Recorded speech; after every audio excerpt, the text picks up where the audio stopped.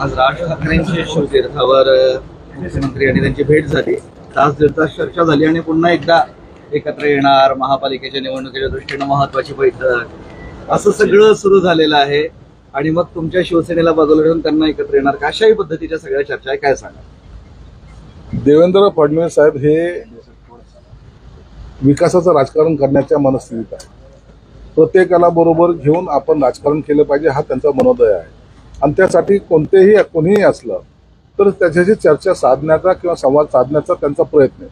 म्हणून आज राजसाहेबांशी जी चर्चा झालेली की त्या कारणास्तव झाली की तुमचा काही ऍक्शन प्लॅन असेल, तुम्हाला या महाराष्ट्राच्या हितासाठी काही करायची जर तुमच्या कल्पना असतील त्या संदर्भात मला वाटतं त्या चर्चा झाल्या असं। हे बघा, राजकारणामध्ये आजच्या घडीला राजसाहेबांकडे ना आमदार आहे ना खासदार आहे, परंतु तरी त्यांची भेट घेणं हे वेगळी भावना त्यांच्यामध्ये दिसून आलेली आहे। म्हणून ते आल्याने आमच्या राजकारणावर काही परिणाम होईल असं समजण्याचं काहीही कारण नाही। शिंदे साहेबांचे त्यांचे संबंध चांगले, राजसाहेबांची सर्वच लोकांशी राजकीय नेत्यांशी चांगले संबंध असल्यामुळे हा भेट मला वाटतं बहुतेक झाली असेल। राज ठाकरे यांनी शिवाजी पार्कला कॅफे खोललेलं एवढंच मला माहिती आहे। तिथे लोक चहा पाण्याला येत असतात सातत्यानं आणि तो सगळ्यांसाठी खुला आहे आणि चांगली गोष्ट आहे। राजकारणामध्ये असं चहापान होत असतं आणि एक चांगला कॅफे असेल तर लोक जात येत राहतात, लोकांनी छान नजारा समोर पाहायला मिळतो, बसायला जागा मिळते, उत्तम। राज ठाकरे यांनी शिवाजी पार्कला कॅफे खोललेलं एवढंच मला माहिती आहे। तिथे लोक चहा पाण्याला येत असतात सातत्यानं आणि तो सगळ्यांसाठी खुला आहे आणि चांगली गोष्ट आहे। राजकारणामध्ये असं चहापान होत असतं आणि एक चांगला कॅफे असेल तर लोक जात येत राहतात, लोकांनी छान नजारा समोर पाहायला मिळतो, बसायला जागा मिळते, उत्तम।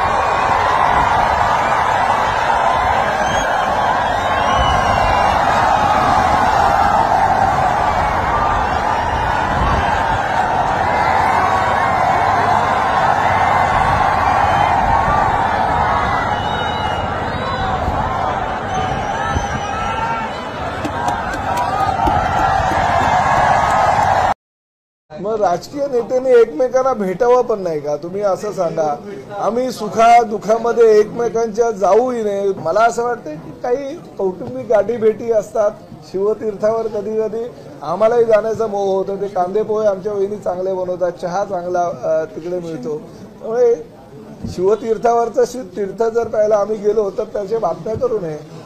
मग राजकीय नेत्यांनी एकमेकांना भेटावं पण नाही का? तुम्ही असं सांगा, आम्ही सुखा दुःखामध्ये एकमेकांच्या जाऊही नये। मला असं वाटतं की काही कौटुंबिक गाठी भेटी असतात शिवतीर्थावर, कधी कधी आम्हालाही जाण्याचा मोह होतो। ते कांदे पोहे आमच्या वहिनी चांगले बनवतात, चहा चांगला तिकडे मिळतो, त्यामुळे शिवतीर्थावरचं तीर्थ जर प्यायला आम्ही गेलो तर त्याच्या बातम्या करू नये। आता काय झालं साहेब, आमदार झाल्यापासून मी मागे पण कुठेतरी म्हटलं होतं, सगळ्यांच्या अपेक्षा एवढ्या वाढल्या की लोक कशासाठी फोन करतात, न अभ्यास करतात। कालच मला संध्याकाळी फोन आला होता की साहेब रेडे पकडायचे। मी बोललो काय करू मी, काय दोरी बोरी आणू की असं ते जुन्या पिक्चर मध्ये होतं ना।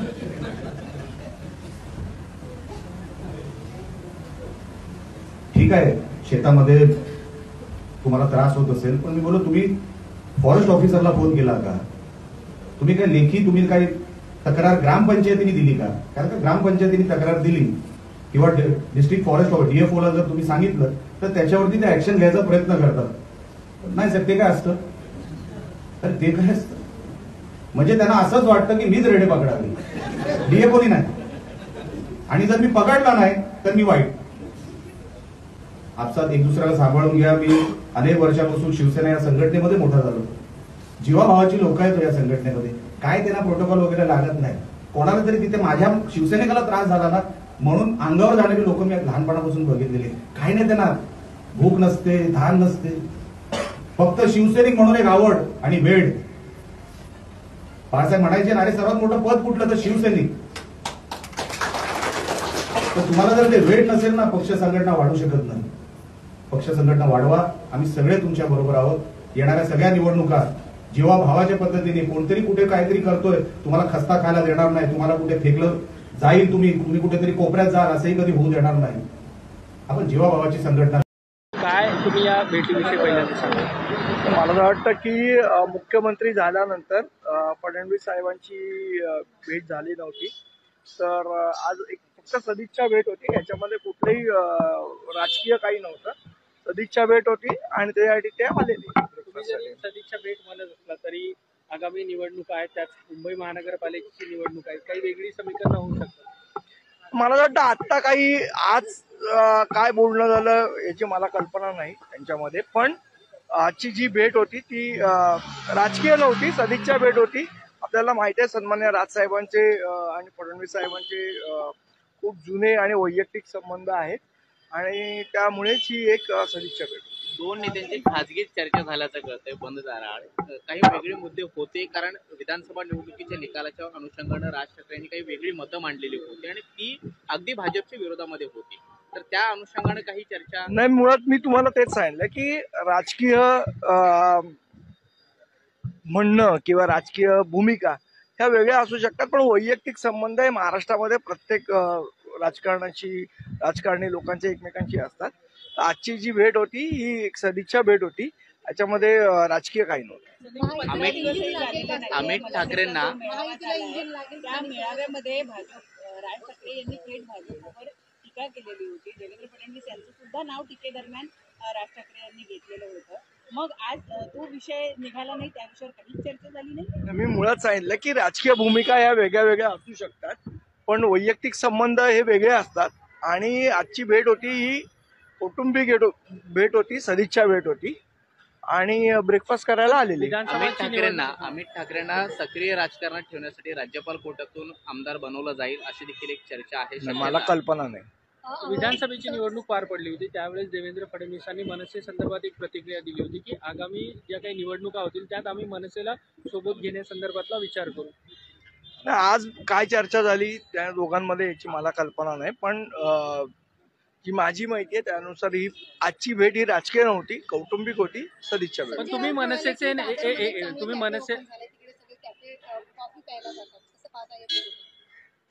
संजय राऊत दुसरीकडे कुठे जातात ते मला वाटतं पवार साहेबांच्या बंगल्याच्या बाहेर झाडू मारायला जातात का? पवार साहेबांकडे कशाला जातात मग? झाडू मारायला जातात का संजय राऊत? तुम्ही मनसेचे नेते आहात. मनसेने लोकसभा आणि विधानसभेला भाजपला पाठिंबा दिला होता. लोकसभेला दिला होता, विधानसभेला काही जागांवरती एकमेकांना पाठिंबा दिला होता. मनसेच्या नेत्यांचं, कार्यकर्त्यांचं म्हणणं आहे की थेट आता महायुतीमध्ये किंवा भाजप सोबत थेट असलं पाहिजे पाठिंबा. मला वाटतं आज युतीच्या चर्चाबद्दल बोलणी नव्हती. आजची भेट ही कौटुंबिक होती. ज्यावेळेला राजकीय चर्चा होईल निश्चितपणे आम्ही तुम्हाला सांगू. पहिली भेट आहे आणि या भेटीतून चर्चेची कुठेतरी सुरुवात होईल अशी शक्यता. मी तुम्हाला पुन्हा आता मला वाटतं तुम्ही कुठलाही प्रश्न विचारला तरी माझ्याकडे उत्तर तेच आहे की आजची भेट ही कौटुंबिक होती. आणि कार्यकर्त्यांचं म्हणणं आहे की आपण सोबळावर लढावं. कुठेतरी ठाकरे गटात पाठवण्याचा काँग्रेसने देखील सोबळ महापालिका. या बाबतीत मी आधी म्हटलं होतं की महाविकास आघाडीची एक्सपायरी डेट जवळ आली. मी ज्यावेळेला या विधानसभेच्या निवडणुका घोषित झाला त्यावेळेला म्हटलं की आता फुटले नाही तर जागा वाटप करताना फुटतील, जागा वाटप करताना फुटले नाही तर निर्णयानंतर फुटतील. त्यामुळे निकाल लागल्यानंतर आता हे फुटतायत. स्वार्थासाठी एकत्र आलेली लोक स्वार्थासाठी वेगळी होत आहेत. त्यांना ना नागरिकांशी लेणं देणं नाही, ना मतदारांशी, ना महाराष्ट्रातील जनतेशी. स्वार्थापुढे सगळं काही ते करतील. चर्चा फक्त तुम्ही करता, ही कुठलीही राजकीय भेट नाही. मी मुख्यमंत्री झाल्यानंतर राज ठाकरेजींचा मला अभिनंदनाचा फोन आला. त्यावेळेस मी त्यांना सांगितलं होतं मी घरी येईन. त्याप्रमाणे मी आज घरी गेलो होतो. ब्रेकफास्ट त्यांच्या घरी मी केला, गप्पा मारल्या. आणि मग या ठिकाणी मी कार्यक्रमाच्या ठिकाणी आलो. या बैठकीचा किंवा या आमच्या ज्या काही गप्पा आहेत यांचा कुठलाही राजकीय संदर्भ नाही. केवळ एक जी मैत्री आहे त्या मैत्री करता मी त्यांच्या घरी गेलो.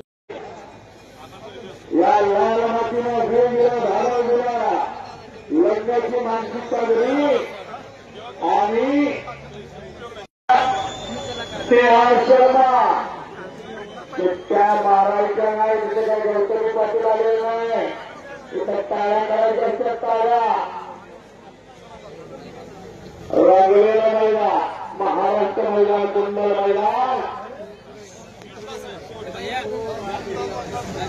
माजी खासदार संजय काका पाटील या लाल मातीनं वेगवेगळ्या भागाला लग्नाची मानसिकता घरी आणि 2 वेळा खासदार आहे. काका आमदार आहे. असे कृष्णा ठेवो महामंडळाचे आणि राज ठाकरे यांचा पॉलिटिकल रिलेव्हन्स संपत चाललेला आहे. त्यामुळे राज ठाकरे कुणावर बोलतात आणि त्यांच्याकडे कोण जातं याने आता फार महाराष्ट्राच्या राजकारणात उलथापालथ होईल असं वाटत नाही. महाराष्ट्रातली जनताच काय मनसेच्या पदाधिकाऱ्यांना सुद्धा आता ही गोष्ट यूज टू झालेली आहे की राज ठाकरे एरवी भाजपच्या प्रचंड विरोधात आक्रमक भूमिका घेतात, पण जेव्हा कधी निवडणुका जवळ येतात त्यांच्या भूमिका आपोआप प्रो बीजेपी होतात. आत्ता सुद्धा ज्या काही तुम्ही भेटीगाठी दाखवायचा प्रयत्न करताय त्या सगळ्या पुन्हा एकदा महापालिका इलेक्शन आणि त्या सगळ्या संबंधाने असू शकतात. दादा मला सांगाल भारतीय जनता पार्टी आघाडीवर दिसते दिल्लीमध्ये आणि आप पिछाडीवर दिसते, यावर आपण काय सांगाल? एकंदरीत आज दिल्लीचे निकाल ज्या पद्धतीने आले, काही दिवसांपूर्वी आपण बघितलं असेल की आम आदमी पक्षाचे नेते आणि माजी मुख्यमंत्री अरविंद केजरीवाल यांनी सांगितलं होतं की आम्ही भ्रष्टाचार विरुद्ध लढा लढतो आहोत आणि नंतर त्यांचाच पक्षाचा चेहरा भ्रष्टाचारी म्हणून पुढे आला. तर या चेहऱ्याला आज जनतेने कशा पद्धतीने नाकारलं आणि भारतीय जनता पार्टीकडे कौल दिला. कारण गेल्या अनेक वर्षांपासून जी आपची सत्ता त्या दिल्लीमध्ये होती ती नाकारून जनतेने भाजपला कौल दिला. याचा अर्थ असा आहे की जनतेला तिथे परिवर्तन पाहिजे होतं. भ्रष्टाचाराचा विरोध आम्ही करतो असं सांगून भ्रष्टाचाराला खतपा देणाऱ्या आम आदमी पक्षाला जनतेने एक प्रकारे नाकारलेला आहे आणि लोकशाहीमध्ये जो कौल जनता देते तो मान्य करून पुढे गेलं पाहिजे. नाहीतर परत एकदा उद्या ईव्हीएमवर खापर फोडून आम आदमी पक्षाचे नेते मोकळे होतील. आज तुम्ही अण्णा हजारेचं स्टेटमेंट बघा, त्यांनी पण सांगितलंय की मी वारंवार आपला सांगत होतो की अशा प्रकारे करू नका. त्यांनी त्यांचं ऐकलं नाही आणि त्याचे परिणाम आम आदमी पक्षाला भोगावे लागताना दिसत आहे. दादा आपल्या पक्षाकडून सुद्धा दिल्लीमध्ये निवडणूक लढवली होती, यावर आपण काय? हे बरोबर आहे. राष्ट्रवादी काँग्रेस पक्षाने 23 जागा दिल्लीमध्ये उभ्या केल्या होत्या. एकूण आतापर्यंत 3% मतं एकूण मतदानाच्या आम्हाला पडल्याचं चित्र आतापर्यंत आमच्या हाती आलंय. पण एक गोष्ट लक्षात घेतली पाहिजे, जिथे राष्ट्रवादी 0 होती तिथे आमचे राष्ट्रीय कार्याध्यक्ष आदरणीय प्रफुल्लभाई पटेल आणि विशेष म्हणजे आमचे युवा नेते आदरणीय पार्थदादा पवार यांनी ज्या पद्धतीने दिल्लीत एक स्ट्रॅटेजी केली त्यामुळं 3% का होईना पण आमच्या मतामध्ये वाढ झाली. त्यांच्या त्या स्ट्रॅटेजीला मानलं पाहिजे. त्याच्यामुळं आज जरी पराभव होत असला तर निश्चितच येणाऱ्या काळामध्ये आम्ही एक तर लक्षात आलं की महाराष्ट्राच्या बाहेर सुद्धा राष्ट्रवादी काँग्रेस पक्ष जरी आता छोटी सुरुवात झाली असेल तरी राष्ट्रवादी काँग्रेस पक्षाची पाळंमुळं रोवायला एका अर्थानं सुरुवात झाल्याचा आम्हाला आनंद आहे. त्यांना तुम्ही दिलेलं सगळं ऐश्वर्य जरी दिलं तरी एक ग्लास पाणी मिळणार नाही अशी परिस्थिती रोखणं ही काळाची गरज आहे. मला असं वाटतं की या ट्रस्टच्या माध्यमातून स्वामी समर्थांच्या वरच्या विश्वासातून त्यांच्या आशीर्वादातून आबासाहेबांनी सांगितलं तर असे वेगवेगळे प्रयोग वेगवेगळे संस्थान एनजीओज करत आहेत. आता प्रयागराजमध्ये कुंभमेळा होत आहे. हा कुंभमेळा काय आहे हे बघण्यासाठी जगातले लोक उत्सुकतेने तिथे येत आहेत. खरं तर हे कपारीमध्ये बसून साधना करणारे, हिमालयाच्या अत्यंत कठीण परिस्थितीमध्ये साधना करणाऱ्या सगळ्या साधूंचा, त्या सगळ्या साध्वींचा हा दिवस आहे, हे काळ आहे. आणि आता त्यांच्या दर्शनाला लोक जायचे पूर्वी, पण आता कुंभ बघण्यासाठी जात आहेत. म्हणजे बघा किती मोठं बर्डन ते त्या सरकारवर असेल. आणि त्या माध्यमातून अत्यंत स्वच्छता, अत्यंत व्यवस्था याचं एकदम चांगलं काम ते आपल्याला होताना दिसत आहे. आणि आपल्याला 2027 मध्ये मला म्हणते आपल्याकडे नाशिकमध्ये सुद्धा कुंभ आहे, हा तर महाकुंभ आहे प्रयागचा. तर ह्याची परिस्थिती कशी चांगली राहील ही पण जबाबदारी आता कुठे बहुत माझ्याकडे थोडी बहुत आलेली आहे. डॉक्टर गिरासेंनी म्हणले मुंडे साहेबांनी प्रेम केलं, मुंडे साहेबांवर प्रेम करणाऱ्या लोकांचा जर आपण एक साठा केला तर एक वेगळा पक्षच उभा राहील. इतकी मोठी ताकद मुंडे साहेबांच्या प्रेम करणाऱ्या लोकांमध्ये आणि एवढी मोठी संख्या आहे.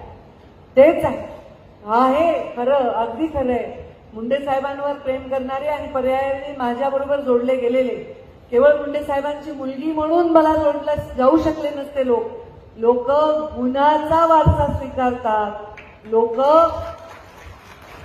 मुंडे साहेबांच्या गुन्ह्यांवर प्रेम करतात आणि म्हणून जसं त्यांच्यावर प्रेम करणाऱ्याचा पक्ष उभाच आहे. मुंडे साहेबांनी भारतीय जनता पार्टी पक्षच्या जन्मापासून काम केले आणि तो उभा केलेला. आज मी बघत होते की आपण इतक्या चांगल्या योजना करत असताना मुंडे साहेबांची आठवण केली. आबासाहेबांनी साहेब कसे यायचे, कसे उभे राहायचे, प्रत्येक कार्यक्रमामध्ये सहभागी व्हायचे, सहकार्य करायचं, सहयोग करायचे. आमचंही सहयोग तसंच राहील. पर्यावरणाच्या विषयात तुमचं सुद्धा आम्हाला सहयोग राहू द्या. येणारा कुंभमेळावा आपल्याला चांगला होऊ द्यायचा आहे. या भागामध्ये कुठलंही प्रदूषण नाही झालं पाहिजे याची खात्री करायची आहे. आपल्या भागामध्ये पाण्याची जशी प्रयागला भरभरून पाणी आहे तशी आपल्याकडे परिस्थिती नाही, त्याचाही आपल्याला विचार करून इथले सगळे नियोजन नक्कीच करायचं आहे. ते संबंधित मंत्र्यांच्या समवेत आमच्या पंतप्रधानांनी सुद्धा डुबकी मारली, पण एका बाजूला डुबकी मारल्यानंतर मला आज गणपती मंडळाच्या अध्यक्षांचं एक पत्र आलेलं आहे की एका बाजूला हा सगळा पवित्र सोहळा सुरू आहे, पण आता मागे गणेशोत्सव. आदल्या दिवशी नोटीस दिली गणपती मंडळांना की ज्यांनी पीओपीच्या मूर्त्या बनवल्या आहेत त्यांचं विसर्जन करायचं नाही. अरे पंतप्रधान डुबकी मारतात आणि गणपतीचं विसर्जन नाही. हा काय प्रकार आहे? कोणतंही हिंदुत्व आहे?